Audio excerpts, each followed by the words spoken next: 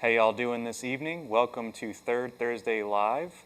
This is Underhill Bonsai's regularly scheduled monthly online class where we go through and we talk about things that are relevant to the season, and also we try to tackle a species and kind of give some information on Louisiana native plants along the way. And tonight, or this evening more like, I have a very special program made up for you guys with a PowerPoint and everything that features just that. We'll be talking about bonsai care as far as deciduous bonsai, which are trees that lose their leaves in the wintertime and come back in the spring. So I'm going to go into detail about how to care for them right now as far as the mid-summer time of the year. It's a little challenging, but I'm going to walk you guys through the process and put a little bit more ease in y'all's practice. And then we're also going to dive into a unique species to the Southeast Range, the Farkelberry or the Vaccinium arborum. We are Underhill Bonsai. Doug is the nursery owner. He is behind the camera right now, making the magic happen with the live stream. That's his email address there if you'd like to contact him, say nice things about the nursery or me, or have any general questions about how he runs the nursery. My name is Evan Tyler Pardue. I am the nursery manager here and the one who works on all the trees and provides all the professional services for the surrounding areas such as Baton Rouge, New Orleans, even into Mississippi sometimes, and I can go to northern Louisiana as well if needed. And then we have a grounds foreman. His name is Salvador Martinez.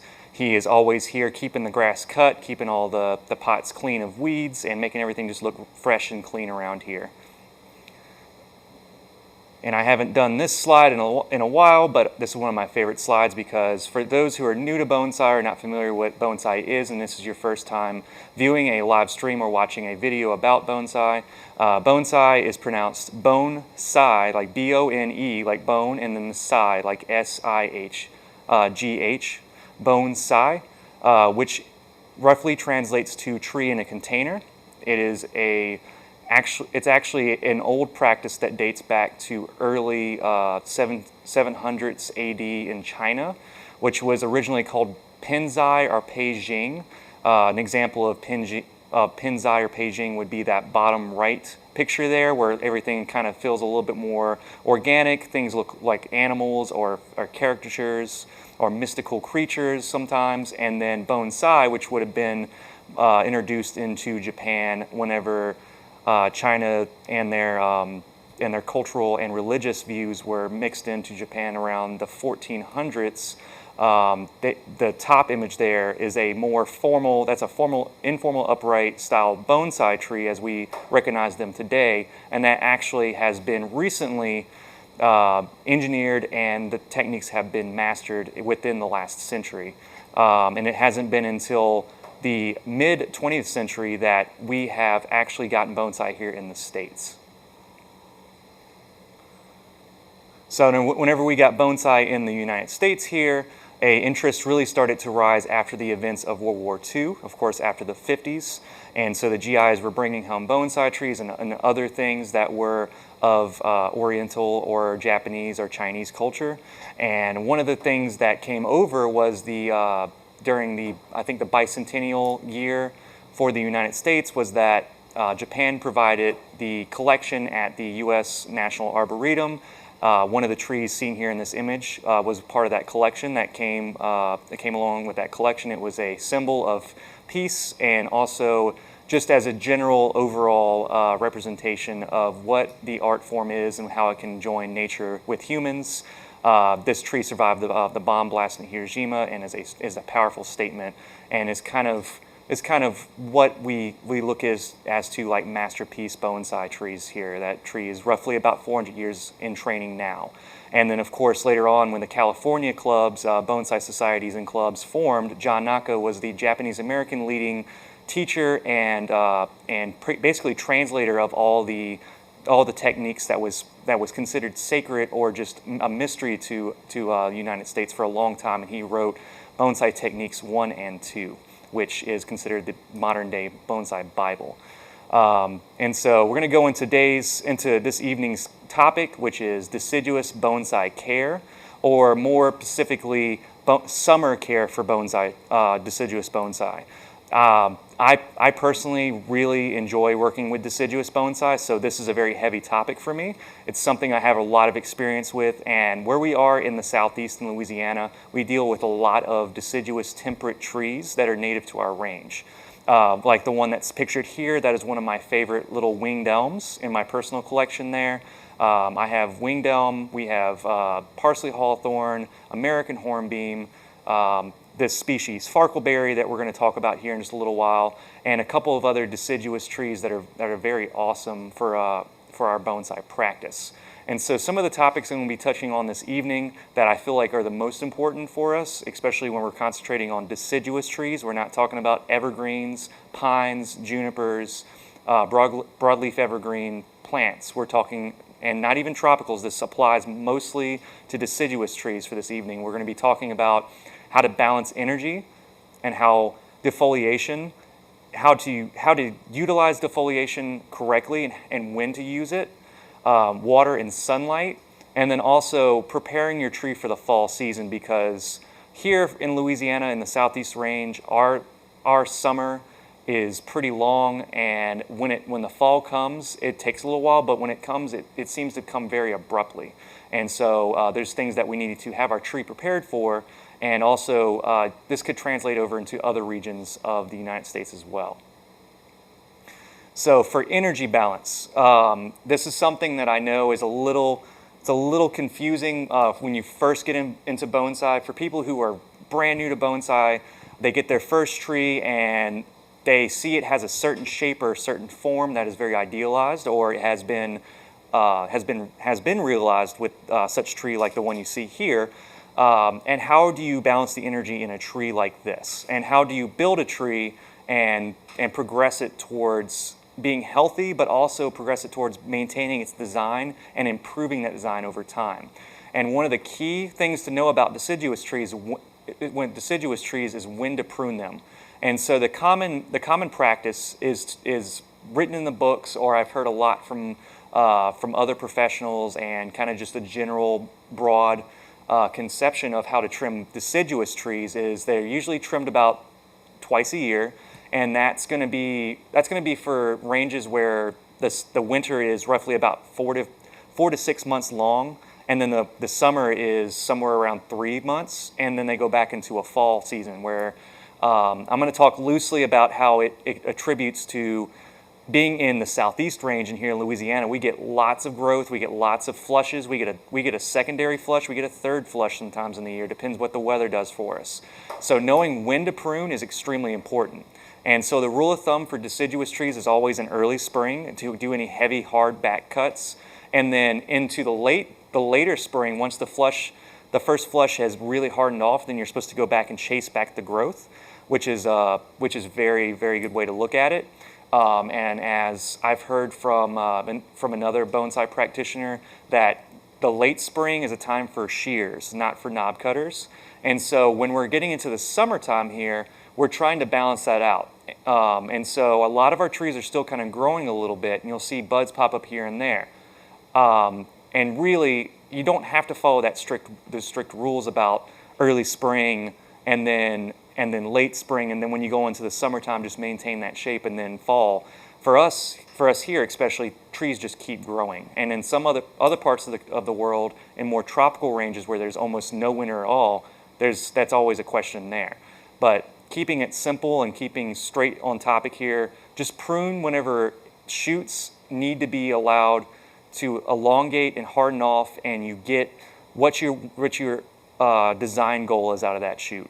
And so with this tree here, for instance, a lot of the branches have been what's called blown out.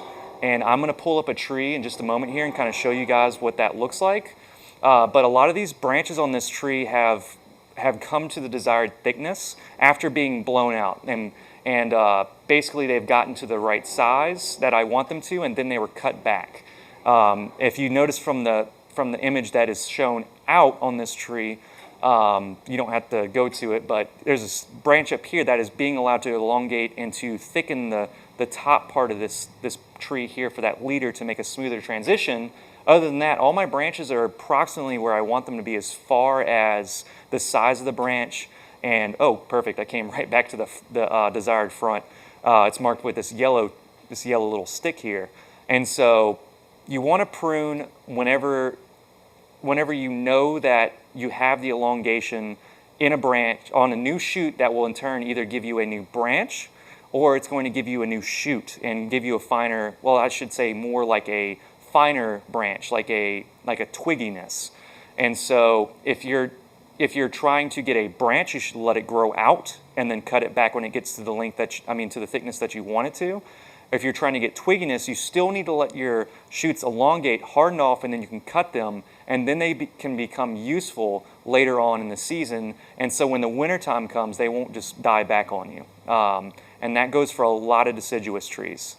The pinching technique that you hear a lot about, that technique is best used on more developed trees. Now, when I say that, trees that are going into refinement, whenever everything that needs to be done to the tree as far as thickening branches or enhancing the taper by correcting a transition and wounds have been healed, then you can start thinking about pinching. For beginners, don't think about pinching early on. You only want to pinch highly developed trees that have first branch, second branch, back branch, and all the other branches they need, apex filled out, and you're building ramification and you're building a refined tree. But what you want to do is make sure that if you're dealing with a certain type of tree, and most deciduous trees are top dominant, to really balance the energy is to let the top part of the tree elongate and then cut back to one or two leaves or one or two internodes, and then the bottom part of the tree you want to leave, I have on here, it's roughly about 3 to 4 internode lengths left.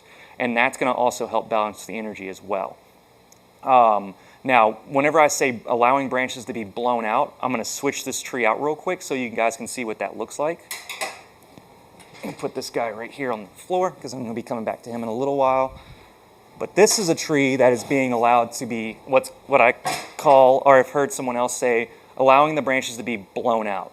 So the design has already kind of been picked out. The branches that I want in the design have been chosen, and now I've got branches. I'll turn it more sideways. You can see some of these branches are coming out really far, and I was looking this tree over earlier, and I can see some of the wire marks that I had, and I got some suckering stuff going on down here at the bottom. And that's another thing too, is with such a powerful suckering tree that you want to remove suckers later on once. And I allowed these to grow out because I want the root growth and the health to improve on this tree. And so I let the suckers grow in. You got to be careful. These are a little bit of a brittle species. But that's another way. So if you're dealing with a species that suckers really hard, another one is crepe myrtles that we have here in the southeast that suckers very hard. Removing those suckers after they've hardened off is a really good idea, or you can just remove them if you're no longer worried about root growth on a tree. These Farkelberries were collected about roughly 2 years ago, and so they're still going through that rough transition of becoming bonsai material and not being wild Yamadori collected material anymore. So we're going to go to the next one. So I wanted to include defoliation and defoliating deciduous trees. Now, this is really something, in my personal opinion, that is very overly used. It's a very abused technique.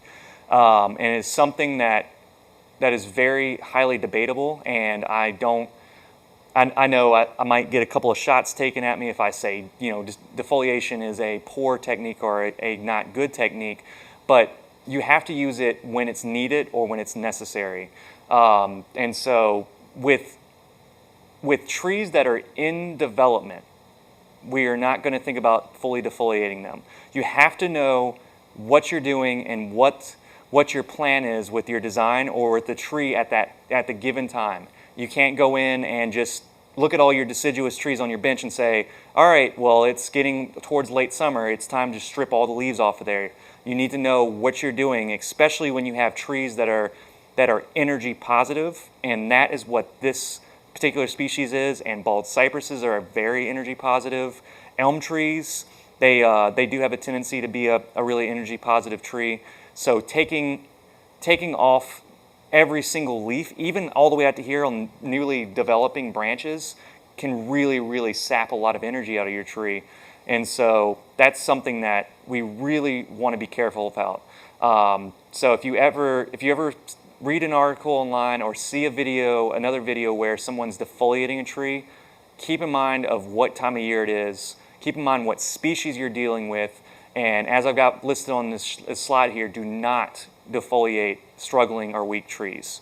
If your tree is showing bad signs of health, and let's say like really chlorotic growth, really deformed leaves, bug damage, brown tips, obvious root damage, kind of stuff like that. If you defoliate that tree, there's not going to be enough energy left in that tree to rebound. You might really shoot yourself in the foot doing that type of thing.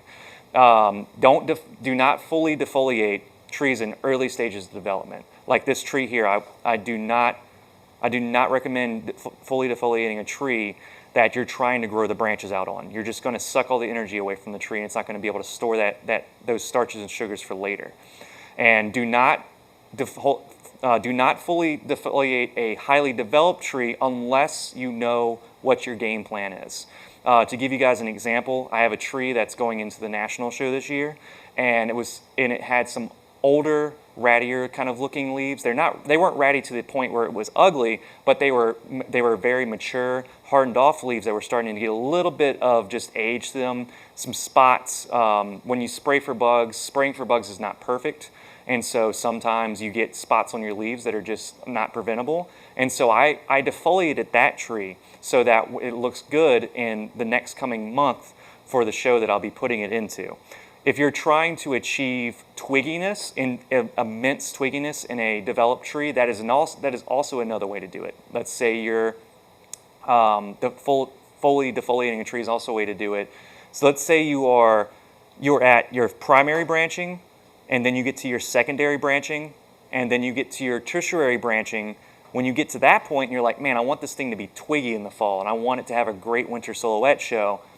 Full defoliation I would say is good as long as the tree is in optimum health. And also full defoliation is going to also be something that I wouldn't do every year. Now, if this tree is growing like crazy, and I can think of a handful of trees that are just nuts. One of my favorite species in particular, the winged elm, is a tree that just keeps going and going and going. You cut it back, grows back out, cut it back, grows out. So defoliating them is not an issue. With Farkelberry, with a species that we're not 100% familiar with, defoliating this tree could really set it back. We could get lots of chlorotic growth. We might not have enough energy, enough starches and sugars stored in this, and we might end up getting some really fierce dieback on this tree, especially if we haven't pulled it out of the pot. These Farkelberries that I'm talking about this evening have not been taken out of the pot for their first repotting yet. They're still being allowed to grow dense root systems. And so if you're going to defoliate and you're going to be using it in a way that's going to be good for the tree, and it's going to be a partial defoliation. If you're not comfortable with fully defoliating a tree and doing it properly, and so when I say properly, most of the time when you defoliate a tree, you really should cut the petiole. And the petiole is where the stem of the leaf is, and we'll just zoom it in so everybody can see what the petiole looks like. And so here's said leaf that I'm holding on to right here. And so the petiole is right at the base of that. That's where the leaf connects to the stem.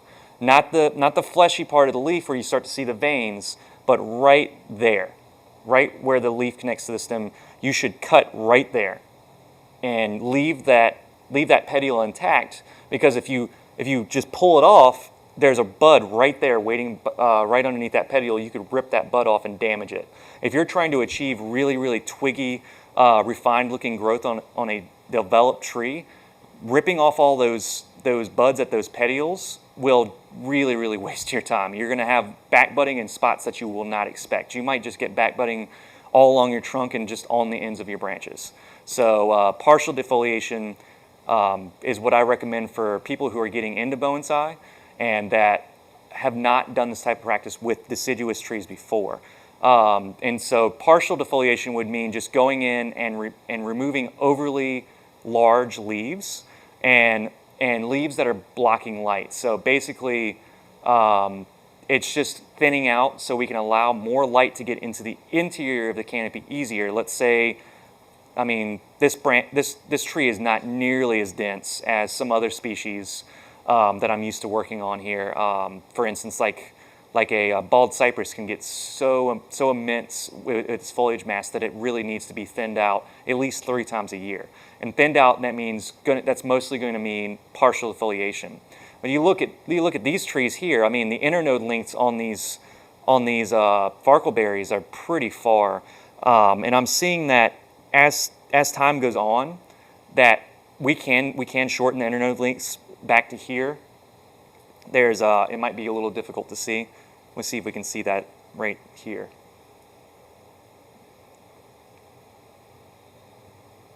So there's a spot on this branch where the leaves are tighter right there, and so the internode length is much shorter. And so because this branch is growing so aggressively, we get up towards the top and the internode length is expanding. And so you see up here, it's more like almost, I would say that's about a 1/4 of an inch, where down here the internode length is like 1/8 of an inch down here, which that's how we build a tighter pad on these trees. But when they're growing out, if these leaves are really, really big and they were shading out everything heavily, it wouldn't be a bad idea to strip these leaves off of here as that's part of your defoliation. If you have a lot of leaves and branches up top, that would be great for partial defoliation. They allow light to get back down into the tree and hit the bottom parts. If you're developing a tree, and so this is a leader that is too long, that needs to be taken off, but this is my running out leader. This is my blown out top for the tree. And so this right here is like right at that perfect transition for this tree. So what I'm going to do is I'm actually going to shorten this one because it's taking a lot more energy than I would like it to, and this one as well. I'm going to take it back to that shorter internode length that I was talking about earlier, and I'm going to go through and clean this tree up in just a little while here, but I want to make sure that this has the most energy. But like I said before, partially defoliating the tree, like taking off these leaves up here, and I mean I can strip these off by hand because I'm not worried about refining this part of the tree. So basically I would go in and take off the leaves that are back here and encourage the tree to extend out the shoots that are on the top side of the tree, on the top side of this shoot up here. And I mean, I'm looking at this transition, and the transition's nearly perfect on this, where I don't think it needs to go much further. So I'm going to go ahead and bring it down a little bit actually and take that off. And as I go in and clean this tree back up again, you'll be able to see a lot better that transition in there.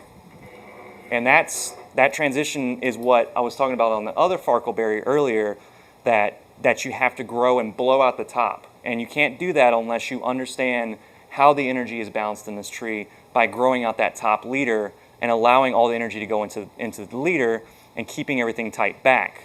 Once you've grown out your leader and built your transition, then you can cut that off. And now I'm going to be concentrating on the tree itself.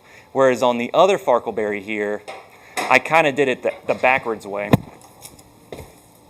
I did it the other way around because I was trying to see how flexible of a species it was and see how they develop. And from what I've seen is they can grow pretty quick. They can sustain growth for long enough that they can thicken and heal branches and start to get these transitions right. But you can see here on this tree, I don't know if it's very easy to see, where that transition is just not right. It's really thin right there. So that's something that I'm going to have to do, is make sure that I'm keeping all of my branches nice and tight at the bottom, and I can still develop this tree down below, but I need to be really like subconscious that I just don't go back, and I've got lots of trees to deal with here. For those who have a couple of trees in their collection, or not nearly as many as a bonsai nursery, it'd be easier, but I hope that one day I don't go back and just clip the top off of this. I just have to put a marker or something on it. But this needs to get just as long and as wild as that other part that I just cut off of that tree. the other one that I just had up here, and I need it to be like this because the thickness in that base really, really improved the way the tree looked. So the next thing I want to kind of talk about is watering during the summertime, and this is a huge thing. This is like a hurdle that I know a lot of people that get into bonsai early on. They really struggle with, and it's something I admittedly struggled with a lot, especially whenever I used to work a job outside of doing bonsai for a living. When I used to do air conditioning work and whatnot, I worked long days, and the summer was just always against me. And so one thing to remember about the summer, because that is one of the times of the year that usually we see a lot of bonsai trees perish, is in the summertime or in the wintertime. And it's just from simple things, just not understanding how these trees function during the summer. And so in the summertime, we have a summer dormancy that happens to our trees. They do slow down. Now, if we're cutting and trimming on them constantly, they will continue to grow, but trees in summer dormancy, they do slow down their metabolism, and photosynthesis really starts to, it doesn't come to a halt like it does in winter, but it will slow down to the extent that the trees know that it is so hot, they have this sense that it's so hot outside that they slow that down so they don't lose so much moisture from growing, because when they put out all that growth, a lot of moisture is being expended through their leaves just naturally from the process of expansion of cells, and so they really kind of just slow that metabolism down. They reserve their resources, and so you notice that one of the things that we're always trying to keep up with is maintaining water in the pot, because we come home from work and the tree's all droopy and sad looking, and that's just because there was one point in the day where it just dried out, and you don't know how long it's been sitting there dried out. So, or we come home and everything, we have an automatic watering system, and we're like, oh great, everything's been good. I mean, I've got this watering system now that I don't have to fret whenever I'm at work and my bonsai are sitting out on the bench. But you come home and then you got brown tips and you got yellow leaves. So what's happening here? We're losing that. We're not hitting that balance of how our bonsai need to be watered. And so the fret is that whenever it's really hot outside, that your deciduous bonsai are going to dry out faster because of evaporation. Now, it's also going to depend on what soil media you're using. Here at the nursery, we use our own soil mix that we make in-house here, so everything is basically in a just straight inorganic, it's a small percentage organic bonsai soil mixture. And so things will dry out a little bit quicker here, but we're watering continuously throughout the day at the nursery. And for my private collection of trees, I'm on dry check. My brain just always has this internal thing where I'm like, all right, I'm gonna zap on my my automatic system that has a pot sprayer. I know at the house the trees need it right now. And so one of the things that we can fall trap victim into is that if we overwater our trees, it could be just as detrimental as underwatering them. Of course, underwatering is going to result in dieback of roots, which will in turn result in dieback of leaves. But if you overwater, then you're still going to get root rot in the same fashion. You get brown tips and yellow leaves. So it's finding that perfect balance. And one of the things that helps deciduous trees in the summertime maintain their moisture and maintain that perfect level that we're aiming for is to get nice, healthy, robust canopies on our bonsai trees through the summertime. So if you're blowing out branches and you got branches really, really long, really far out on your trees, and you're developing trees, it should be a little bit easier because let's say you're growing it in a colander or a pot where you can place it on the ground and let it just root into the ground. That's a best case scenario. Let's say you have a more developed tree like this tree here. I'm going to allow this tree to have a lot more leaves than I normally would if I was trying to work on certain aspects of this tree right now. In the fall, when the leaves begin to fall off, like when that first leaf falls, unless I want to enjoy the fall color, I'll strip all the leaves off, and then I can go in and do the intricate little details like trim branches back, and all that good stuff. In the early spring, I can go in and wire and really give shape to the branches. But in the summertime, we need to halt all of our work, our heavy work. We just need to balance energy through the summer, keep full, healthy, thick, dark green canopies, and you'll find that it will be easier with time as your trees become healthier to maintain moisture in their soil. Like this bald cypress pictured here, I showed that tree. That's the oldest bald cypress at the nursery. I showed that tree in a couple of shows. It's in a very, very shallow pot. That pot is less than an inch deep as far as the actual depth and how much root mass is in there. But because I've allowed that tree to flesh out and become very healthy, very dark, robust canopy, you're seeing on there. I'm going to say robust canopy a lot because that is one of my rules of thumb for deciduous trees, especially when it's really hot. And I know it sounds kind of silly, but one of the things that deciduous trees naturally do when they have a really, really thick canopy or they're fully leafed out is they provide shade for their own root system. I know it sounds very rudimentary and it's like, oh, why didn't I think of that? But that's one of the things that happens. Also, with a little bit more shade down there, you'll naturally get moss growing around your base of your tree. Encourage moss to grow. That's actually a good thing. You want to keep it just wet enough for moss to thrive, but not wet enough that moss takes over the surface and just completely grows all over the trunk of your tree and blocks percolation through your soil. You want to make sure that your environment's just wet enough for moss to thrive, but also not so wet that your tree is literally drowning. And also shade cloth. Shade cloth is your best friend during the summer. If you just can't seem to keep up with things drying out, try a 10% shade cloth. Build yourself some kind of structure over your trees. Some people are more fortunate than others to be able to build stuff like that. I understand that it's given circumstances and situation. But if you can build a structure, a permanent structure that you can put shade cloth on, take it off on whatever time of year it is, 10% works really well for deciduous because we want bright, full sun, but we want to cut that intensity just a little bit. With the way that things have been going here in the southeast, it's been raining a lot. I actually took the shade cloth off to allow things to get some more sun and recover from that just being completely drenched. It's been a complaint of mine for the past couple of weeks now. I've been really loathing how much it's been raining here. So this kind of goes into the fall season, prepping for the fall. So we're balancing, we're keeping track of the tree, we're balancing, we know what stage of development our tree is in. We're balancing the energy. We're keeping it nice and thick as far as the canopy and as far as how full the tree is. We're keeping all of that nice and dark green. We're fertilizing properly. We're keeping our watering regimen nice and tight. We're not letting it get overwatered or underwatered, and we're going to set ourselves up for a better fall season.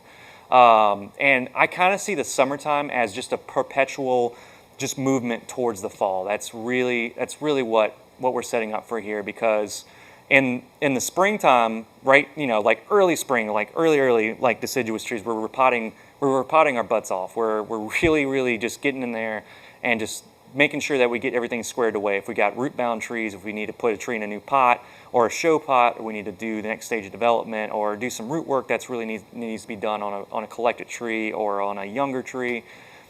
Summertime, after everything's hardened off and everything's grown and has done its duty as far as providing the energy for the tree, summertime is basically just a prerequisite staging us for fall. And so having a full, healthy flush on your tree, you're going to get a much better fall color. So this particular tree here, this Farkelberry, is going to give us a very amazing fall color. It's going to do it earlier in the season because trees that maintain their mature leaves through the spring and in through the summertime, those leaves are going to be more prompt to fall earlier in the winter time. But what's going to happen is as the chlorophyll retracts from those leaves, they're going to stick on the tree longer. Now, if you partially defoliate your tree, you want to make sure you kind of do it in stages. If you're trying to get the fall season, you're going to get a little bit later if you're removing a lot of your leaves. So let's say you do a partial defoliation early summer, and then you get some shoots grow and things. And now I said with summer dormancy, things are still growing. So you're still going to get some shoots, and then late summer, you're going to do a little bit more defoliating just to help light get in there and hope for a second round of growth. And if you get a second round of growth, then you're going to have a little bit of later, probably not nearly as intense fall. But if you build your canopy out and you maintain and balance energy through the summertime, the fall color will show up and it will stick on the tree longer. And in some cases here in southeast Louisiana, we get lucky and our fall season can be roughly about 3 weeks. I mean, this particular species has a beautiful blood red fall color that just sticks around for about 3 weeks. And I mean, it goes through seasonal change. So it's going to go from green to a lighter green, kind of yellowy a little bit, then it goes orange, and then it goes that really nice red.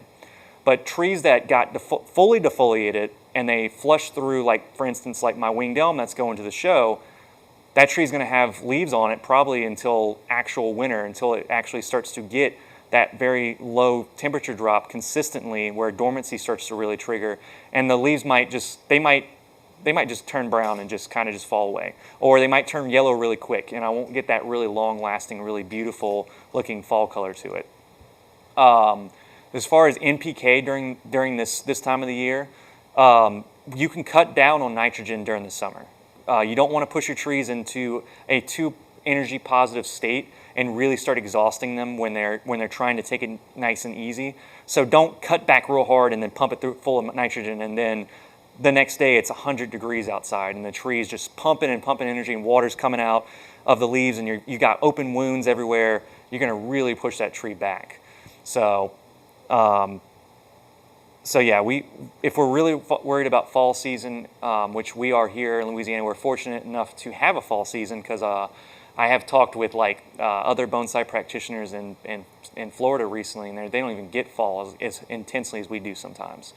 So let's go to the next half of of this evening's lecture, or I guess demonstration as well, because I'm going to be doing a little bit of cleaning up on these trees, and talk about the Farkelberry. I know this is going to be a species that is going to be hard to find as far as it goes as developed bonsai. So I was doing it earlier. I was going through Google and just typing in Farkelberry bonsai trees and Farkelberry bonsai and Farkelberry, just the word Farkelberry, and you get all these kind of crazy things because this is not the only common name that this tree has, and it's actually kind of like the Portulacaria, which is confused as a dwarf jade.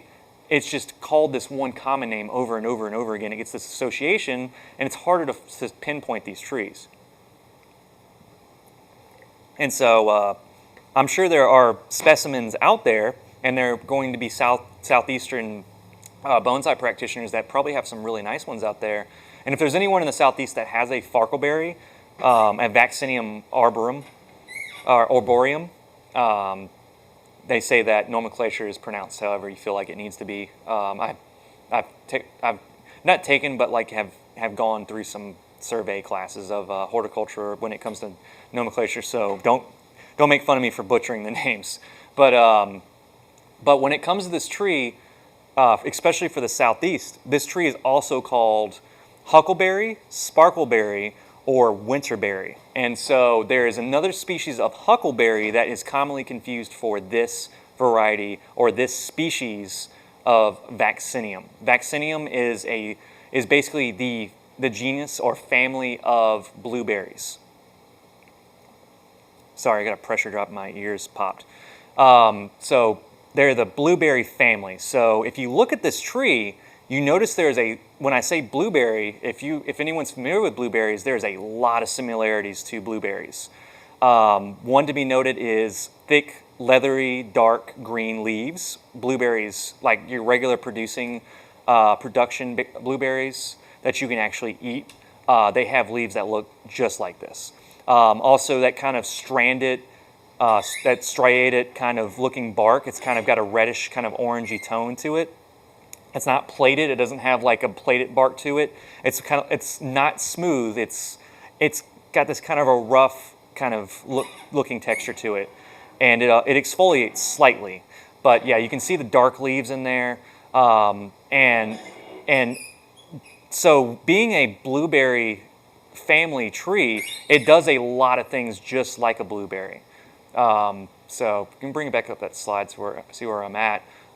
So something that's really unique to this particular vaccinium is that it is a fully deciduous tree, which is not always seen in all blueberry family trees. So this one has a very awesome blood red fall color that I mentioned earlier. When I say blood red, I mean it's not like this vibrant, really bright red. It is for a few days when it's kind of like in that transition between orange and red.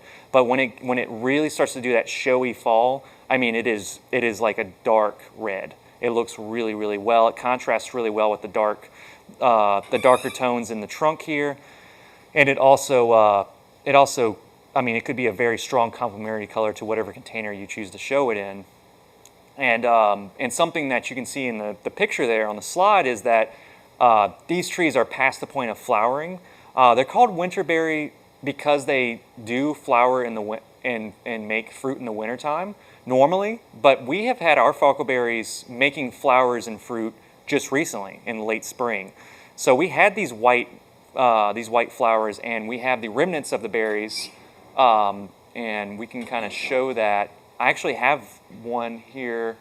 It's one of these. Just a second. I'm checking to see if this one has berries on it still. I have a few outside that have berries, but it's not. I'm not going to bother running to get them. But here's the remnants of those berries right here. Now I made sure not to trim those off. These little stem parts off. See how that shows up. See if I can find it. There it is. This right here.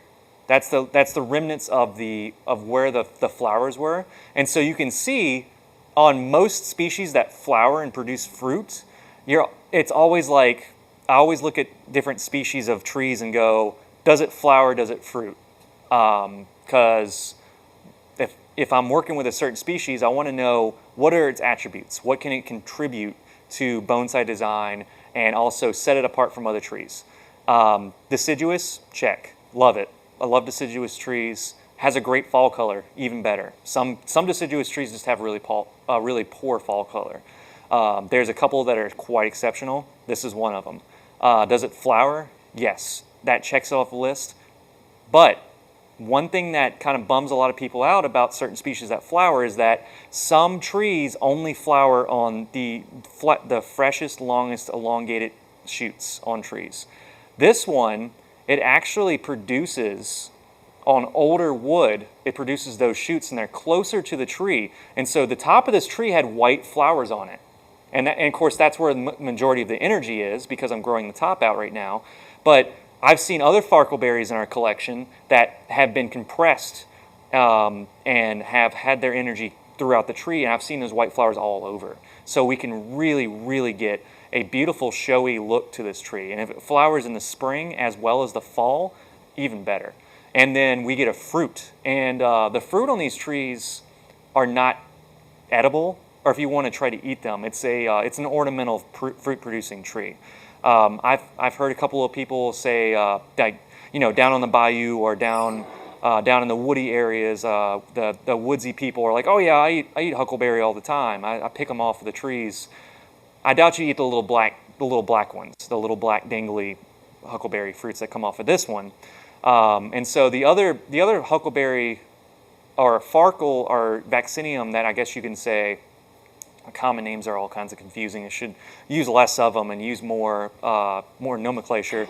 But the other tree that's very similar to this one is the Vaccinium Elliotti, or the Elliott's blueberry, or Elliott's huckleberry more like.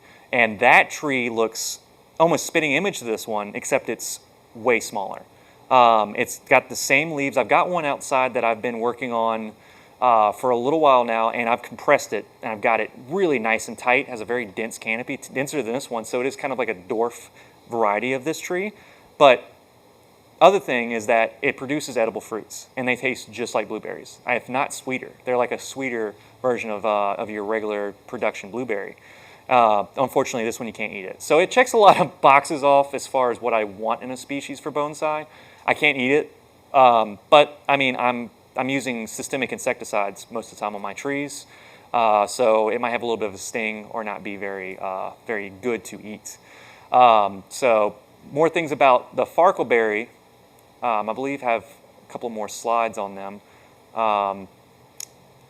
As far as using Farkelberry for bonsai, I've done a lot of research on this species. I've looked everywhere I can online about this tree, and we were collecting quite a few of them in Yamadori collection, and Benson Green was our primary collector, and he was pulling a lot of these trees up because Doug has a heavy interest in the species, and for the reasons listed earlier, I see why. And I had just started being acclimated with them too. I was like, what is this? I've never seen this before.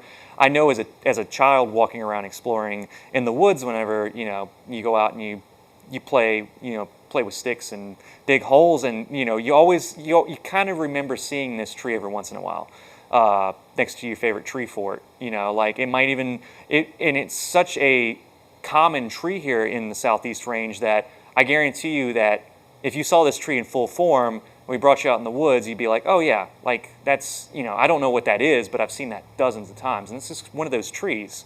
And so we even brought in somebody from the LSU Ag Center, more of a professor of horticulture. And he was basically kind of gave us a run through of these trees. And I mean, it's just like the American hornbeam or the winged elm or the parsley hawthorn, which we've also kind of run into, like, we just hit this wall of like, there's not a lot of information out there. And it's because these trees are just not commercially available or commercially available for urban planting or just they just don't put a lot of investment in growing these trees in big bulk numbers and putting them at like your common garden centers. And so we had to do a little bit more of a deep dive on these trees. And so we had to think about what biome, and this is where I start doing a little bit more of a survey on these trees, is what biome do these trees exist in naturally? And that's where the nerdy bonsai side of me really gets to dive into it, and I really enjoy this aspect because it feels like I'm exploring the woods again on a much deeper level and understanding our native trees like this. So the biome that they normally show up in and are most common in is not going to be the first two, but they do show up in those. So the first biome that we're going to talk about is the bottomland hardwood, and that talks about trees that are mostly wetland trees. So you see a lot of parsley hawthorn, you see a lot of American hornbeam, and you'll see these trees grow very close to those trees, but they're not in that same exact area. So they're see specified there is some flooding. So every once in a while these trees will get submerged. These trees do not like being submerged. They actually do not like wet feet. That's one thing we've been learning the hard way here. So we get up to this mixed, let me make sure I read that word, mesophytic forest. That when it says mixed, that means it's in that middle ground between the bottomland hardwood and the pine forest area. So that's everything in between. I mean, it's like mostly in Louisiana with our slopey kind of nature to how the rivers and creeks kind of make washout areas. That's that area, and we see a lot more of these there. And so that area is prone to be a lot higher in pH, a lot more acidic. The water is a lot more acidic from biome, from leaf litter and drop, and the breakdown of biomass. Much lower pH. I'm sorry. When I say higher pH, I mean the number is higher. But when you look at the scale of acidity, base, and what's on the other side of base? Acid. It's on the low side. Yeah. Base is on the high side. Yeah. Sorry, I got all. So acids are on the low side, bases are on the high side. So if you're at base, I mean, that's what we usually have in our bonsai soil mixture. And that was an issue that we were having originally, is because we're introducing them into a soil that is devoid of nutrients and of pH, basically. We have pine bark in there, but it's just not enough. And so one of the things that we do to really help stimulate that low pH environment is we add we add our soil acidifier that we carry here in-house. It's basically a sulfur. It's sulfur pellets. They last roughly from 6 to 8 weeks. I call I kind of call BS on that because how much we water, they probably last more like a month and a half, maybe to 2 months. But this is going to create a more acidic environment for correct higher alkalinity and allow acid-loving plants to properly absorb key nutrients, written right here on the bag. That's a great way to quote it.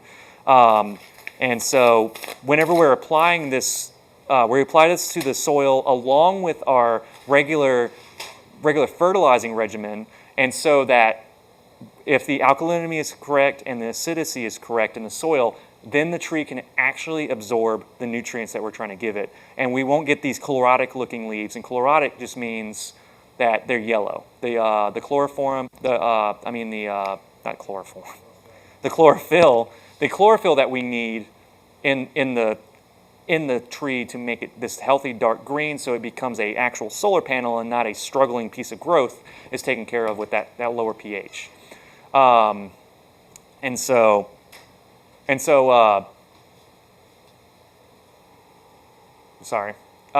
it loves lots of water, so it sits in that biome that is in that perfect middle ground. And so we get to that pine tree forest or oak, hardwood kind of forest where it's just more dry. And so that's where that leaf litter and that lower pH kind of drop comes from, the pine trees being very close to that range. And so we have to stimulate that. And so they don't like their feet wet, so they tend to keep away from those flooded areas because root rot really sets in for them easily. But this is another thing that we learned the hard way with them, is that full sun is good for them only if they're fully established. So collecting them and having a weaker root system on them is something that is going to set them back. But until they fill the until they fill the pot with roots, will they be able to take full sun easier and grow longer shoots easier. And so this species as a whole, once we get the balancing act of nutrients, soil pH down, and then we get watering regimen and full sun and everything, then we get to a tree that's very good for bonsai material. And I was going to talk about the hardwood of the tree for the Deadwood Features. And so this tree has a low coated rating. And so that is the rating in which trees can compartmentalize. Wow. I'm trying to use complicated words and compartmentalize. And they can regenerate cambium to heal wounds. These guys are capable of that, but they're an understory tree, so their goal is not to heal over wounds, but to grow suckers and basically come back from the base again. And so what we have to do is we have to become creative with these trees. So I did some deadwood working on this tree, and one thing I noticed is that when we pull them up Yamadori collected trees, they actually maintain their heartwood longer than other trees. Like the American hornbeam is notorious for just rotting out, whereas this, you probably hear that on the mic, that is just hard. I mean, I made this Deadwood feature last year, and it went through the winter. It went through the heavy overhead watering system that we have, and I went in and I wood carved it today with my Fordham tool, and it held up just like the day that I carved it. I mean, this is really dense wood. And so I went in there and I did some touch up on the deadwood to make it more believable. So leave it panned in right there.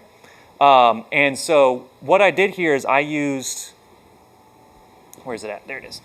I used India ink to basically put it on here and darken the deadwood up, because naturally when I find these trees in nature and they have a deadwood feature, that deadwood feature is pitch black. Or it's not rotted, but for some reason or another we get these grays and blacks in our deadwood features in southeast trees, and that's really more iconic, and I feel like it's a deadwood feature design that we can use for these trees, because this tree is not going to heal this wound.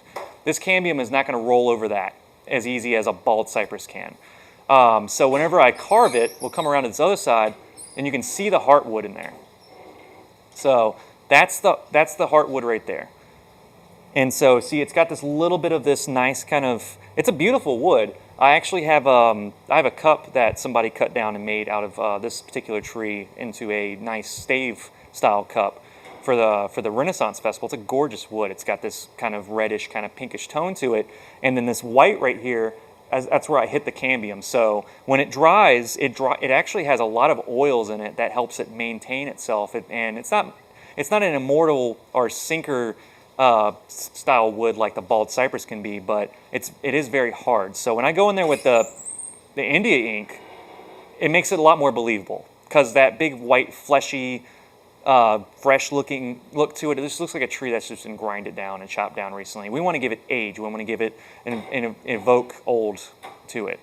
So, and I show that in the next slide that we have for Farkelberry, that they have this, and that tree right there has moss growing on it, but that is what it naturally looks like. When we pull them out of the ground, they'll come up with Deadwood features looking like that. So I go in there, I hollow slightly, but I leave some of the areas where it looks like it's bug eaten or stripped away by nature, or simply just that slow decomposition of that wood because of how dense it is. And so when I style these trees, and for bonsai and I'm training them, I follow the growth habit of the tree, which is a low-lying understory tree that is commonly knocked over by nature or other things, or flooding, or just natural things like high winds, or stuff like that. And so what it does is it grows from the base a lot. And so one thing that's kind of hard to explain, but unless you kind of see it, which this tree has a little bit of that what we're calling a naturalistic clump. And so this tree over here, I'm going to bring into the picture, is a little bit more of that naturalistic clump kind of style that I'm going to do on here. And I'm going to style this tree for I'm going to style it later off stream, and then we're going to post a picture of it later. But it has a really nice, robust, big base on it, just like the other tree had on it. But it's more of a severe kind of slant look to it. But you notice that there's shoots down below here that are coming out in straight up manners from that base. And so what I'm going to do is I'm going to make a clump kind of style out of it. But when I say naturalistic clump, it's going to follow more what the tree does. And honestly, looking at this particular Farkelberry, this is what they look like. This is like a small version of what they look like. They have lots of really straight up shooting branches, multiple looking little trunks, and they just kind of do this big kind of just open kind of looking kind of thing on the top here. And sometimes the branches will droop down when you get the fruits and the flowering on it. And so yeah, as stated before, let me go back to the slide so I can see where I was at. As stated before, the clump style is very, very good for them. And you can do other styles, like the other one I had up here just a second ago is more of like an informal upright because of its being such a strong trunk. But sometimes we pull these guys out and they sucker really hard from the base, and we might just use those suckers to, tell the story of where this tree exists. The Deadwood features on this tree hold up, but they're going to be dark. They're going to be black most of the time to give you kind of like that depth of field kind of feel to them. But also to, if you're looking for a tree that you can play around with wood carving and then also really make it decorative and contribute to the design, because you're not going to be able to heal over big wounds like that very easy, this is one of those trees you can do it with. Because we were talking about Buttonwood on the previous cast, live stream, whatnot, and I mean this is not a contender with the Buttonwood. It's not nearly as strong and as resilient as a species as you can get out of Buttonwood.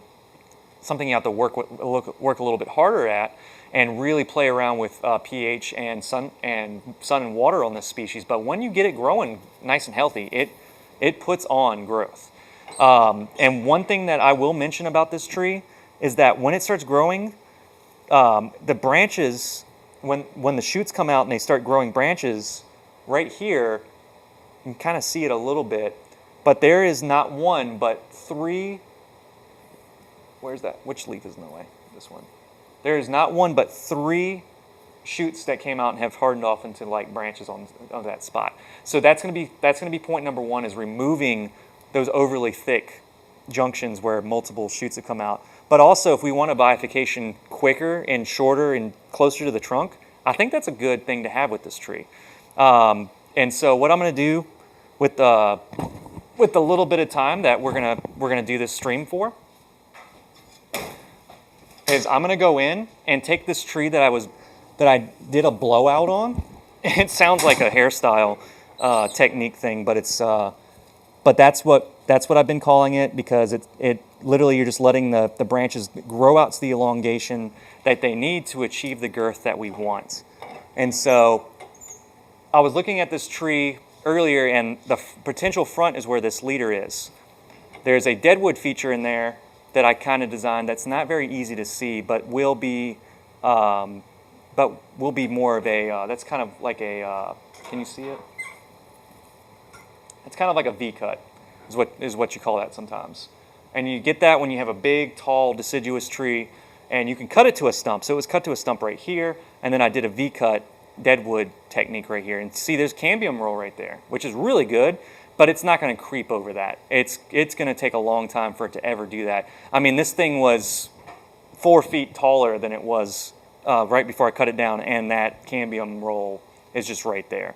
Now, I'm sure it can heal over that, but because the wood is so hard on this tree, and we can create stuff that is more to what this species does naturally, I would rather create interesting trees than try to do something where we're just trying to heal wounds all the time. I'll do that on my bald cypresses because that makes them feel more elegant and more complete. But for a tree like this, where we're learning the way it functions, we can heal wounds on smaller trees, and I'm experimenting that. But I'm finding that the bigger specimens that we have, that we're training, that have massive trunks, it's just easier just to go in and just do some deadwood interest features like that. This is a lower branch here that I actually don't mind as kind of a substitute, maybe for that clumping style I was mentioning, but it's going to need to be wired down. This branch here, this is that really long shoot that was used to get this branch to be girthy.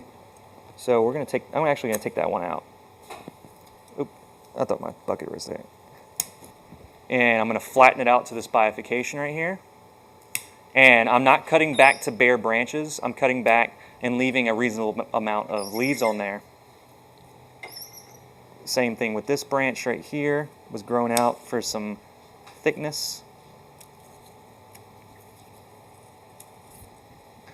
And I don't prune off all branches that grow straight up. If it's far enough on the branch before the bifurcation, I'll prune it back to a single internode to get that top of that branch grown out, to flesh it out.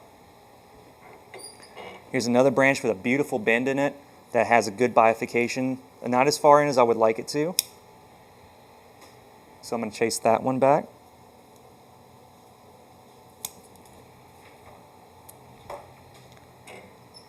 And then another one back here.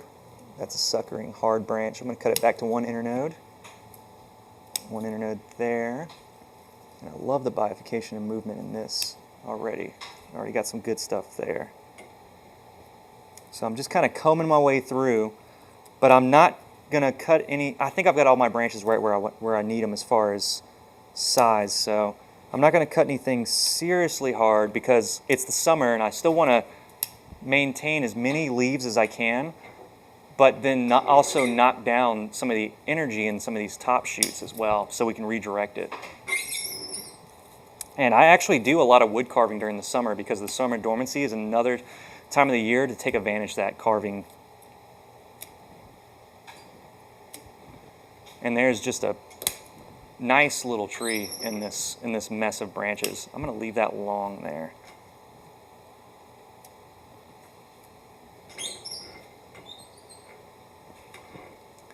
And if you bring it out, my front is like right up in there.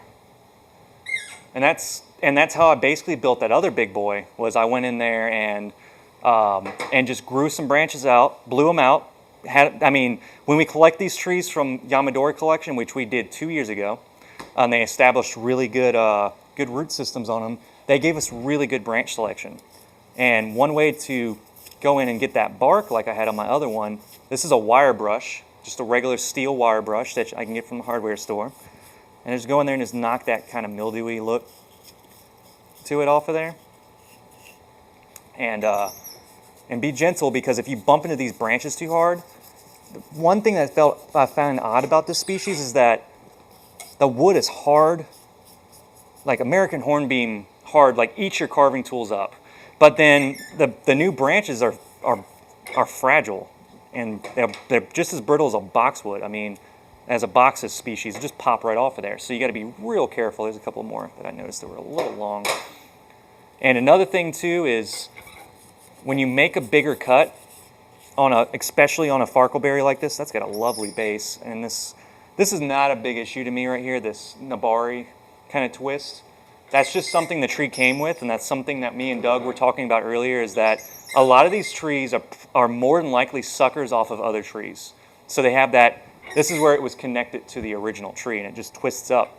But it actually, if you turn it to a certain angle, it's got a lovely little base to it. So, and let's see. Yep, bark peels off there, nice and orangey. But yeah, anytime that I make big cuts, that's another product placement for you. Our wound seal. Anytime I make big cuts on a tree, I always go in. And this is a species that I did some research on to see what things blueberries have. And there's this thing called blueberry dieback, or it's like blueberry blight. And what happens is if you cut too many wounds and you leave them open, then they're much more likely to bleed out worse than other species. So anytime we cut on our Farkelberry, our Huckleberry, or anything that's in vaccinium, we always seal our wounds. Anything that's bigger than, I would say, like your scissor cut, your knob cutter, or your saw, of course. I wouldn't be sawing any heavy branches off of here. I pushed it pretty hard down from the top here, but I'm not going to push it any harder than that because I like how much foliage is on there. I don't want this new top to die back on me, and it's going to pop for me all up in here very aggressively. I see little divots and dots where new shoots can exist, but that could be a really lovely tree one day. So looks like I got the majority of the cuts. And what I'll do is I'll even go back with the liquid cut paste, and I'll even go in and I'll dap it on the ends of these little cuts here where you can see it's white sticking right at the camera. I'll even go in and I'll dab that cut paste on there and seal it up. But this little branch right here just needs a little bit of movement. And since I'm talking about it needing movement, I'll go ahead and throw that on there, and then we can go ahead and wrap it up. All right, well, thank you guys for tuning in for our slightly delayed third Thursday, fourth Thursday more like. I'm Evan, and that was Doug behind the mic and behind the computers today and running the stream with Underhill Bonsai, based out of Louisiana, out of Folsom, Louisiana, where we are Louisiana's premier bonsai nursery that supplies everything as far as tools, wire, pre-bonsai, trees that we grow ourselves, and also Yamadori stock just like the one you see here, available for sale. And our store hours are Wednesday to Saturday from 10 to 6, unless otherwise stated on our social media platforms and on our website. You guys have a great evening, and I'll see you guys next time.